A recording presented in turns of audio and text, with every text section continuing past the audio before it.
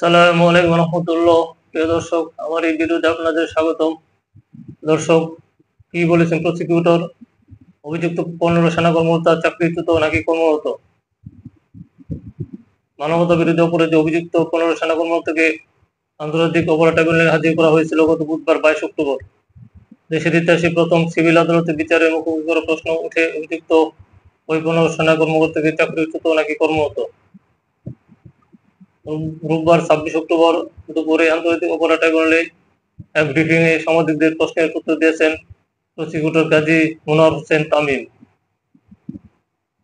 ব্রিফিংকালে এক সাংবাদিক প্রসিকিউটরকে প্রশ্ন করেন যে সংশোধিত আইন অনুযায়ী ফরমাল চার্জ বা আনুষ্ঠানিক অভিযোগ দাখিল হলে সেনা কর্মকর্তার চাকরি থাকার কথা নয়, কিন্তু আপনি সেনা কর্মকর্তাকে সার্ভিং বলেছেন, তাহলে তাদের চাকরিচ্যুত নাকি কর্মরত কোনটি বলা যাবে?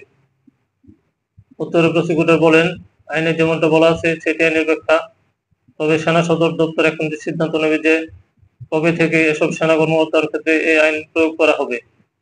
তবে যতক্ষণ আইন প্রয়োগ না করা হচ্ছে ততক্ষণ পর্যন্ত তাদের সার্ভিং কর্মরত বলাই যেতে পারে।